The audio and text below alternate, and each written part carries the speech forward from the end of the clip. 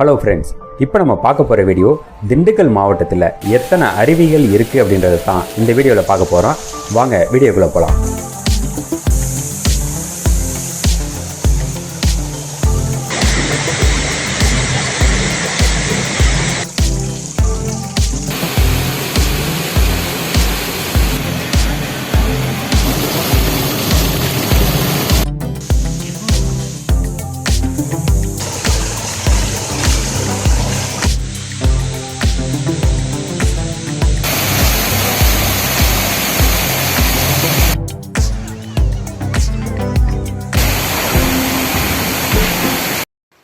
திண்டுக்கல் மாவட்டம் மலைகளால் சூழப்பட்ட ஒரு மாவட்டன்றது எல்லாத்துக்குமே தெரியும்.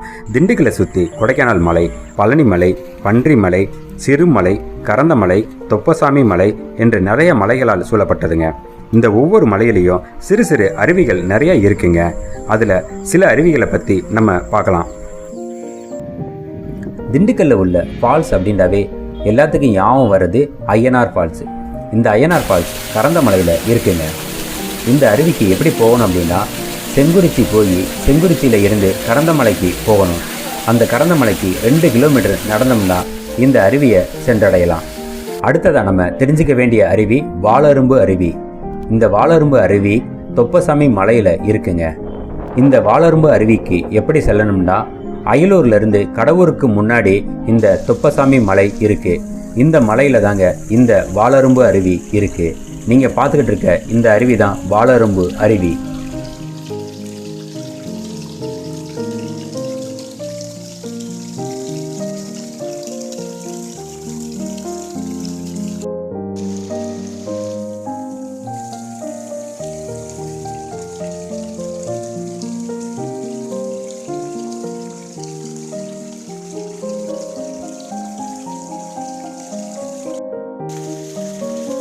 அடுத்ததா திண்டுக்கலுக்கு மிக அருகில் உள்ள அருவின்னா அது சிறுமலையில் இருக்கக்கூடிய கன்னிமார் அருவி. இந்த கன்னிமார் அருவின்றது சிறு சிறு ஓடைகளாக ஓடி ஒரு இடத்துல நல்லா குளிக்கும்படியான ஒரு அருவி போல கொட்டுதுங்க. நீங்கள் பார்த்துக்கிட்டு இருக்க இந்த அருவி தான் கன்னிமார் அருவி. இதுவும் குளிப்பதற்கு ஏற்ற இடம்தாங்க.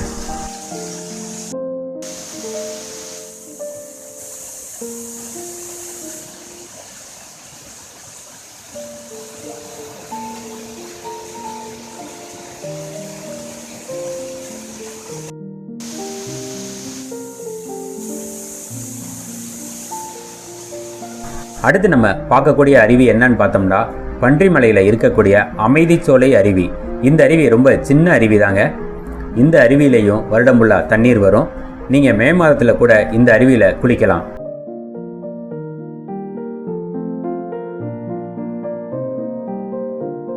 அடுத்ததா நம்ம பார்க்க வேண்டிய அருவி தலக்குத்து அருவி.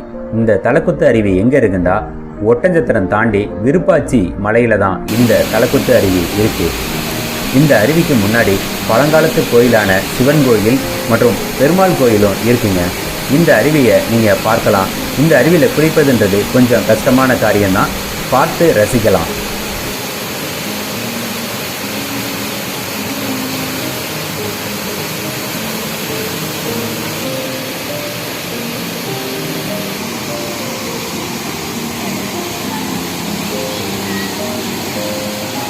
அடுத்ததாக நம்ம பார்க்க வேண்டிய அருவி பன்றிமலை தொடர்ச்சியில் இருக்கக்கூடிய புல்லாவெளி அருவி. இந்த அருவி மிகவும் ஆபத்தான அருவி.